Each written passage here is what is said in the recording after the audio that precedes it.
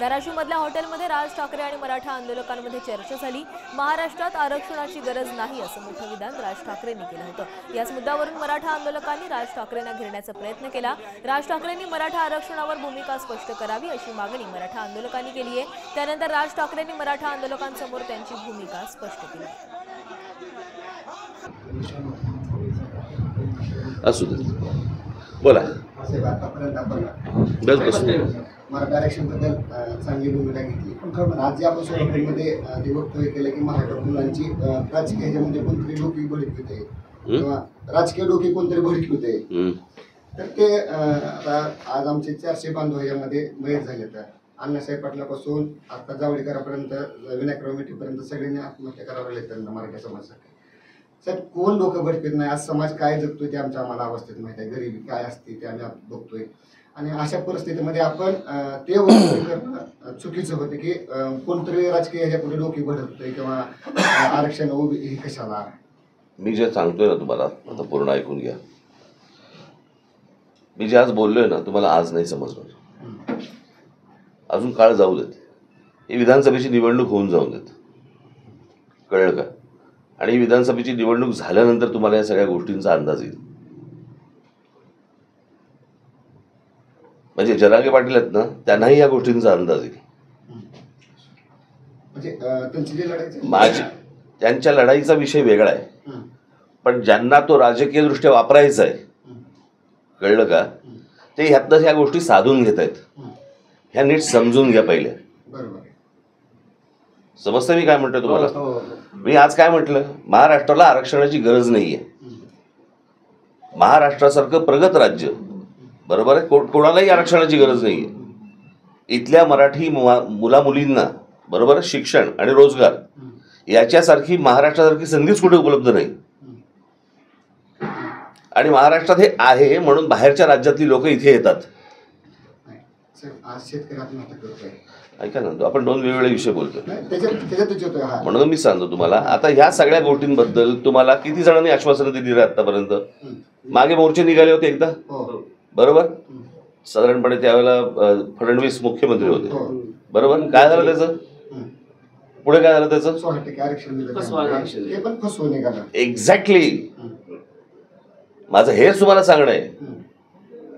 हे जे तुमच्या तोंडाला पानं पुसतायत आणि त्यांचा राजकीय स्वार्थ साधून घेत आहेत, यांच्यापासून सावध राहा। साहेब आम्ही सावध आहोतच। आमचं एवढंच म्हणणं होतं त्याच्यामध्ये की जे काय समजा आता आमची ओबीसीची 50% आतूनची मागणी आहे, ऐका साहेब, तुमचं आम्ही म्हणणं मान्य ऐकलं, आमचं म्हणणं 50% आतूनची आमची मागणी आहे, तर ह्याच्यासाठी आपल्या पक्षाच्या वतीने काय करताल आमच्यासाठी? मी तुम्हाला एक गोष्ट सांगतो, एक मिनिट। ज्या वेळेला जरांगे पाटील उपोषणाला बसले होते तेव्हा मी आलो होतो तिकडे। मी काय म्हटलं होतं तिकडे? तुम्ही जी मागणी करताय ही होणार नाही, हे लोक होऊ देणार नाहीत। यांच्या मनामध्ये फक्त तुमची माथी भडकवणे, संघर्ष घडवणे, यातनं हातामध्ये मतं मिळवणे, आणि तुम्ही वाऱ्यावर पडलात तरी चालेल। तेच करतायत। बरोबर आहे, तसं समाजाने कुठेतरी आता आक्रमक भूमिका घेतली। शिवाय तुम्हाला एक गोष्ट सांगतो,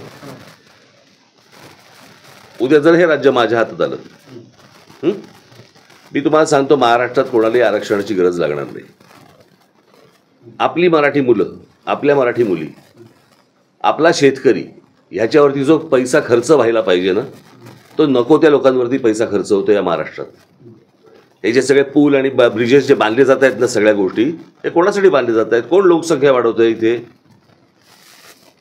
जे पैसे तुमच्यावर खर्च व्हायला पाहिजेत, महाराष्ट्रात खर्च व्हायला पाहिजेत, ते फक्त शहरांमध्ये खर्च होत आहेत। हजारो कोटीचे टेंडर्स काढली जात आहेत, हजारो कोटीची, बरोबर। तो सगळा पैसा तिकडे जातोय का? कारण लोकसंख्या वाढली। आणि या लोकसंख्या वाढणीमध्ये सर्वात जास्त या शहरांवरती पैसा खर्च होतो, जो शेतकऱ्यांवरती व्हायला पाहिजे, जो आपल्या मराठी मुलामुलींवरती पैसा खर्च व्हायला पाहिजे, जो त्यांच्या शिक्षणावरती व्हायला पाहिजे, जो त्यांच्या आज इतक्या आस्थापना आहेत। मी तुम्हाला काढून दाखवतो, त्याच्यामध्ये काय लिहिलंय माहिती तुम्हाला? महाराष्ट्रीयन लोकांना आम्ही घेणार नाही म्हणून। म्हणजे ह्यांची इथपर्यंत हिंमत होते की मराठी मुलांना आम्ही घेणार नाही म्हणून सांगतात। आपल्याकडच्या राज्यातल्या कंपन्या तुमच्यापर्यंत आपल्यापर्यंत येतच नाही। की या शहरांमध्ये नोकऱ्या कुठे आहेत, कुठे उपलब्ध होत आहेत, काहीच माहिती नाहीये. माझं म्हणणं एवढंच आहे की हा प्रश्न सोपा आहे, असाच मी सांगतोय तसाच, की आपल्याकडे किती नोकऱ्या उपलब्ध आहेत, शिक्षणाची संधी कुठे कुठे उपलब्ध आहे हे आपल्या मुलांना माहितीच नाही. ते आपल्या मुलांपर्यंत पोहोचवलंच जात नाही. तुम्हाला मागचं आंदोलन माहिती आहे, मी आजच माझ्या प्रेसमध्ये बोललो. रेल्वेचं आंदोलन माहिती आहे तुम्हाला? कशासाठी आंदोलन झालं होतं ते? नोकऱ्या कुठे होत्या? महाराष्ट्रात. जाहिराती कुठे होत्या? युपी बिहारला. म्हणजे त्यांना तुमच्या राज्यातल्या नोकऱ्या कळत आहेत, पण तुम्हाला कळत नाहीयेत. आम्हाला कळतात, पण आमचा आरक्षणचा ओबीसी हा मुद्दा सगळ्यात महत्वाचा तो येतो. ओबीसी अरे बाळा, मी तेच सांगतोय तुम्हाला. उद्या ओबीसी असू देत, दलित असू देत, मराठा असू देत, आपल्या कोणालाही आरक्षणाची गरज लागणार नाही महाराष्ट्रात. आजच्या परिस्थितीमध्ये मी तुम्हाला आजच्या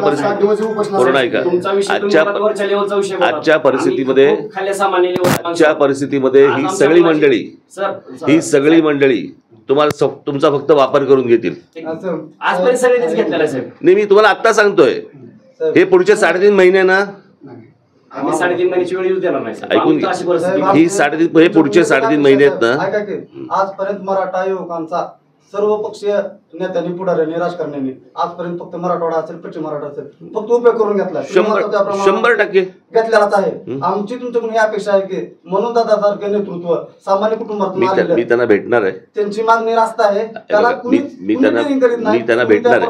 आता मध्यंतरी मुंबईला येऊन गेले मोर्चाला. मुंबईत येऊन गेले मोर्चाला.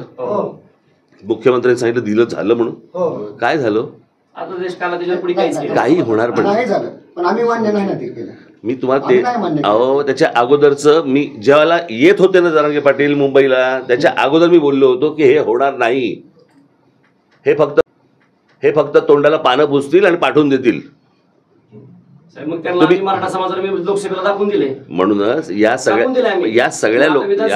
लोकांना तुम्ही मराठा समाजाच्या बरोबर राहू. अरे मी सगळ्यांबरोबरच आहे. आम्हाला तसं वाटतंय तुम्ही नाही आमच्या बरोबर. असं तुम्हाला वाटतंय रे. हे बघा, तुम्हाला वाटण्याची विषय नाहीये. मला काय वाटते महत्वाचं आहे, माझ्यासाठी महाराष्ट्रामधला प्रत्येक नागरिक माझा आहे. कळलं का? मी समाज म्हणून बघत नाही आणि तसे संस्कार माझ्यावरती झाले नाहीत. आमच्या घरामध्ये कधी जातपात पाहिली गेली नाही. आम्हाला जातपात कळत नाही, आम्ही जातपात मानत नाही. बरोबर आहे? जो असेल तो माझा महाराष्ट्रामधला प्रत्येक जण माझा आहे. बरोबर की नाही? मला एक मिनिट, मी या सगळ्या ह्याच्यानंतर जरांगे पाटलांशी बोलीन, मी काय बोलायचं ते. कळलं का? तुम्ही अशी का मध्यस्थी करत नाही की जर तुम्हाला मला जरा बोलू द्याल त्यांच्याशी. बरोबर आहे? ते आता आहेत कुठे? जालन्याला. माझा आता दौरा आहेच तिथे. जालन्याला जाईन त्याला मी भेटेन. उद्याच्याला तुळजापूरलाच आहे ते. उद्या सोलापूर पश्चिम महाराष्ट्र दौरा चालू. उद्या मुक्कामी आहे तुळजापूरला. उद्या संध्याकाळी तुळजापूरमध्ये. बरं, मला जरा फोन दे त्यांचा, मी त्यांच्याशी बोलून घेतो आणि त्यांना सांगतो काय बोलायचं मी सांगतो. काय होईल साहेब, आम्हाला तुमची कुठलीच अडचण नाही. तुम्ही आजपर्यंत आंदोलन सक्सेस केली आहे त्याच्याबद्दल आम्हाला दुमत नाही. पण जे तुम्ही म्हणता की ही दिशा भटकवण्या सरकारचं कामच आहे ती, कुठलंही सरकार येऊ द्या, पण तुम्ही आमच्या मराठा समाजाबरोबर राहू आणि ठामपणाने राहू. आमची एवढीच मुंबई, आमची 50% आतून मागणी आहे. मी परत तुम्हाला तेच सांगतो, जर हे होण्यासारखं असतं ना तर मी तुम्हाला सांगितलं असतं हे होण्यासारखं आहे. याच्यासाठी घटनेमध्ये बदल करावा लागेल. याच्यासाठी केंद्रामध्ये, हे बघा, हे सगळं शरद पवार साहेबांना माहिती आहे. माहिती आहे ना? त्यांनीच केलेलं आहे. बरोबर ना? हे सगळं त्यांना माहिती आहे ना? मग हे का नाही केंद्रात बोलत? आत्ता पण 2 दिवसापूर्वी मुख्यमंत्र्यांनी त्यांची बैठक झाली. बरोबर? सांगताना बाहेर काय सांगितलं? आरक्षणाबद्दल चर्चा झाली. काय झाली? म्हणजे प्रश्न असा आहे ना, या सगळ्या ह्याच्यामध्ये हे सगळे तोंडाला पानं पुसणार आणि घोषणा माझ्या बाहेर. आणि तुमचा एक दुसरा मुद्दा असा होता की इथे कोणतरी राजकीय डोके भडकवते किंवा हे आरक्षणचा कुणाला तर राजकीयाला फायदा होईल आणि तो झाला पण लोकसभेला. हे आमच्यात लक्षात आल्यानंतर जरांगे पाटलांनी 28 ऑगस्टला 29 ऑगस्टला आमची भूमिका स्पष्ट करायचं ठरलंय. जर असा आमचा फायदा जर दुसऱ्याला होत असेल तर आपणच उमेदवारी देऊन आपणच एक्झॅक्टली या सगळ्या लोकांना समजा नुसते मतदान होणार असेल ना, हे बघा जे लोकसभेला झालं ना तेच ह्यांना वाटतंय विधानसभेला होणार, असं त्यांना वाटतं. वाटतंय ना त्यांना. त्याच्यासाठी हे सगळे त्यांचे प्रयत्न सुरू आहेत, ज्याच्यासाठी हे तुमची माथी भडकवली जातील. ती हे बघा, ते भुजबळ बोलतात, तुम्हाला शिव्या देतात, मग बाकी ते ओबीसीना शिव्या देतात. याच्यातनं फक्त माथी भडकवली जातील, हाताला काही लागणार नाहीये. म्हणूनच मी तुम्हाला सांगतो, या सगळ्या याच्यामध्ये मला त्यांच्याशी शांतपणे बोलू देत, कळलं का? काय याच्यातनं मार्ग निघतो तो काढू आपण. आजपर्यंत काय झालं नसेल साहेब, आमचं एवढं. हे बघा, मला जर समजा तुम्ही विचाराल ना, ते बाकीचे सगळे राजकारण करत आले, होय. मी तुम्हाला जे असेल ते तोंडावर सांगणार, बरं. बरोबर की नाही? मला तुमचा काही गैरफायदा नाही घ्यायचा आहे. मी तुमच्यासाठी मतांसाठी राजकारण नाही करणार. मला जातपात कळत नाही, मला त्याच्याशी देणं घेणं नाही. समजलंय? माझ्यासाठी महाराष्ट्र महत्वाचा आहे.